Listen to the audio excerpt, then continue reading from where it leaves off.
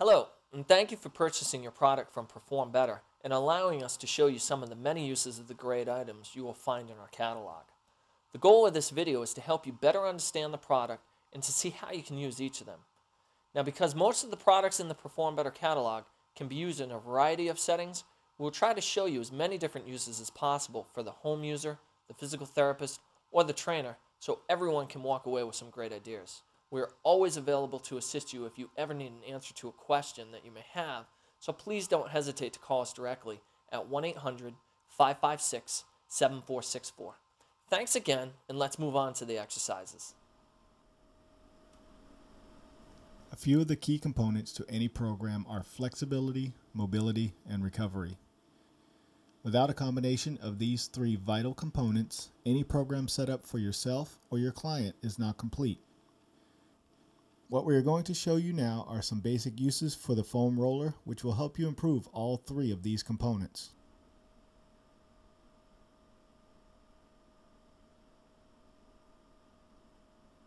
Start with the roller on the upper back behind the shoulder blades. Use your feet to push and pull your body over the roller. Hands can be placed behind your head or arms can be crossed in front of you, whichever position is more comfortable for you. The body can be manipulated to find the tight spots in the upper back.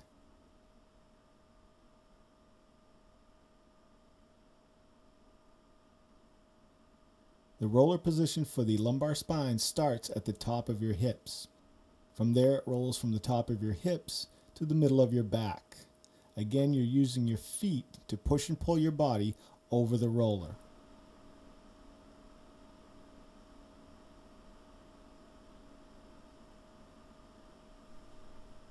What you're going to need to do is get a base of support with your hands, and then also a comfortable foot placement for you so that you can cross the opposing leg over the leg that's in contact with the ground. You're going to have a slight bit of rotation in your hips so that you really focus on the hip of that crossed leg, and you're going to need to use your hands on this one as well as your feet to help roll forwards and backwards. You can vary up the angle on this actual mobility sequence on the hip to what you feel comfortable with. If you hit a spot that's a little bit more tender than another area, you can focus solely on that.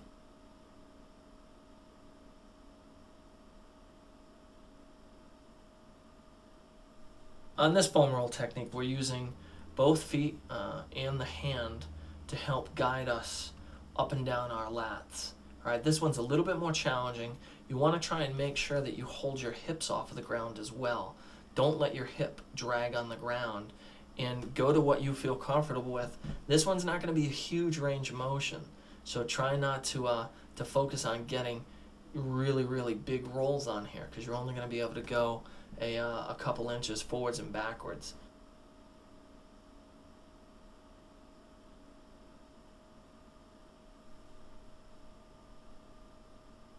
On this particular drill, we've already really kind of hit the glutes and the piriformis. Now we're just doing a little easier version of the glutes. This one, we're just going to get the feet out in front. All right, the hands are in back of us, and we're just going to rock forwards and backwards. It's not a huge movement.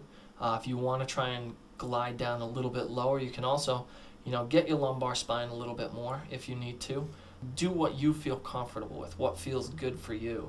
But on this one, it's just a very simple forward rock, back and forth. Feet stay flat to the floor, and just using the hands to help propel you forwards and backwards.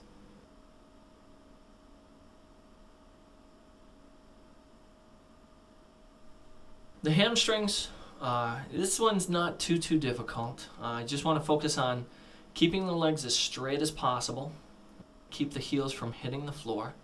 And you're just going to rock back and forth along the length of your hamstrings. Now, somebody with a shoulder mobility issue, flexibility issue, might be challenging for you because you might not be able to roll as far down as Mary is in this video, but do the best you can. And if you have to progress in segments, just progress in segments.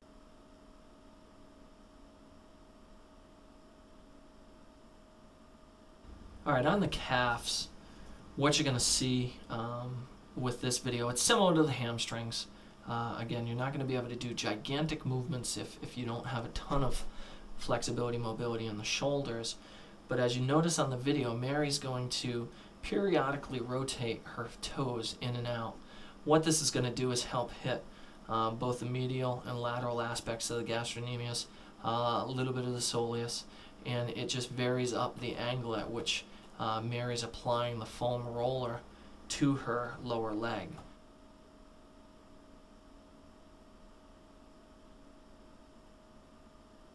The quadriceps isn't a very, very difficult movement to do. It's similar to a push-up position. You want to keep your legs off the floor, try and keep your legs extended as much as possible. Some people have really, really tight quadriceps. So for somebody that has a very tight quad, this might be a little uncomfortable for you to do. So you may need to apply a little bit more pressure, all right, to the upper body, to the hands, to try and take some of the weight bearing off of that foam roller. But you're just going to work up and down the length of your quadriceps. You can really try and focus on, on your hips too, up towards your hip flexors if you want to. But what's comfortable for you, you're just going to work your way up and down from your hip to the top of your knee on the quadriceps.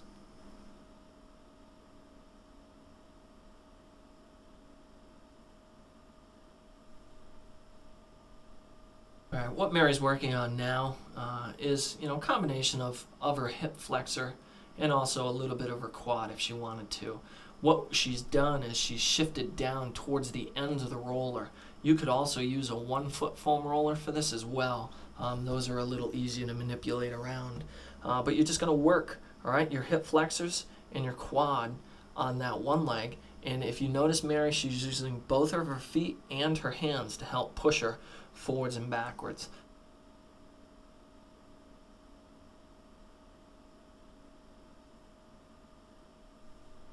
This drill right here is a little bit more difficult for some people to do because it's a coordination thing more than anything. You need to get in that push-up position similar to what you were doing with the hip flexor, but you're going to work the leg that's on the foam roller in a diagonal pattern. So you want to try and almost saw up and down that foam roller. Now this one is much more difficult than most of the other foam roller drills. So take your time at it and get comfortable with it. Do what's comfortable for you.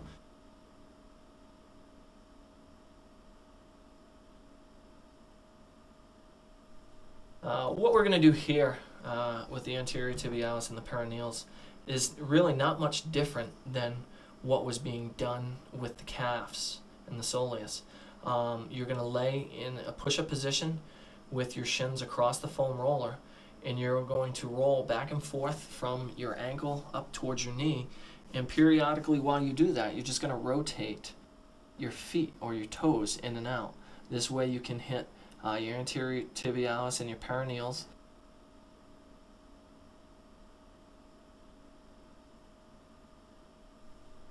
On this video, Mary has a 1-foot 6-inch half-round foam roller and then a 3-foot 6-inch half-round foam roller. It's just a 2-point balance. Mary's going into shoulder flexion, hip extension, and then she's just coming back into center, all right, with a little bit of a crunch. It's just basically a balance, stabilization exercise. It's very, very challenging. It's not an easy exercise to do. If you need to, as you can see, Mary adjusted to make it a little bit easier for her. She's still doing a 2-point balance, but now she's got her foot in contact with the ground. All right, so control-wise, it's a lot easier for her to control. All right, and we can work on the movement. And then as she starts to get more comfortable with the movement, we can go back and take that foot off of the ground to give her a little bit more of a challenge.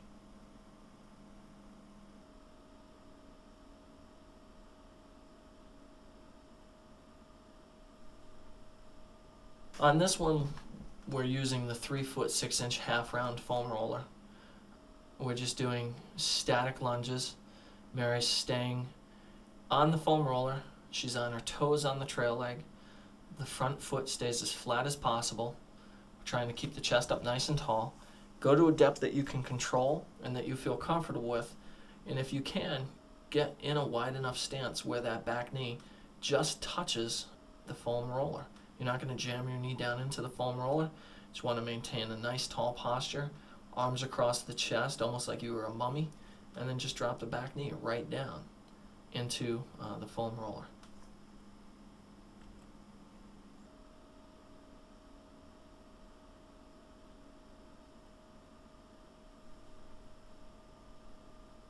In this version of a single leg squat, Mary's standing on a 1 foot, 6-inch half round foam roller. A couple of the key things you want to work on this drill are the foot that you're standing on that foam roller. Make sure that stays as level as possible. As Mary collapses down towards the ground, you want to focus on the movement originating at the ankle, the knee, and the hip. Don't just bend forward or lean over, flexing at your waist. You want to try and reach down as low as you can possibly go, maintaining complete control of the movement. Mary can reach in front of her toe, she can reach a little bit medially towards the inside of her ankle, or she can reach laterally towards the outside of her ankle to vary up the intensity and the difficulty of the drill. What you want to make sure though, maintain consistent speed throughout the entire movement. If you fall off or if you step off of the foam roller, that's fine. Just make sure you're not going too fast where with every rep you're not able to control it.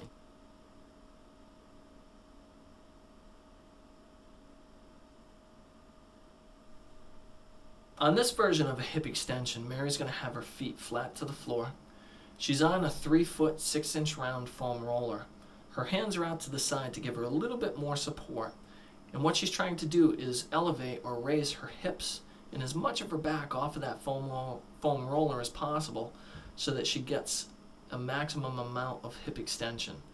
Really wants to focus on driving her hips up towards the sky, squeezing her glutes at the top of the movement, and then slowly lowering her hips back down to the foam roller. When she takes her hands off of the floor and puts them across her chest, that makes the movement that much more challenging for her.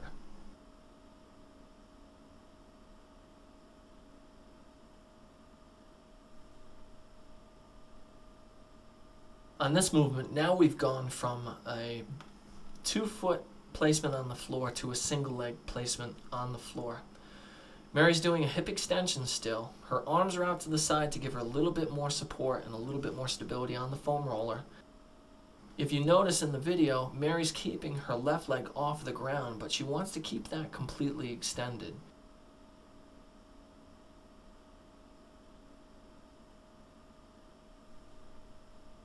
What Mary's doing now are wood chops on the foam roller. This is a 3 foot long, 6-inch half round foam roller. While you do the wood chops, you want to focus on keeping your feet as level as possible on that foam roller throughout the duration of the movement. And as you chop the ball down towards the ground, make sure your chest is staying upright. All right, don't just bend over at your waist and try and slam the ball down to the foam roller. You still want to control the movement of the squat on the way down towards the ground and then back up to your start position. Slow controlled movements, make sure the pattern of the movement is good, and go to a depth that you can control. Really focusing though on balance. If you step off of the foam roller, that's fine. Just make sure that you correct yourself. Don't do anything where the movement pattern is not correct.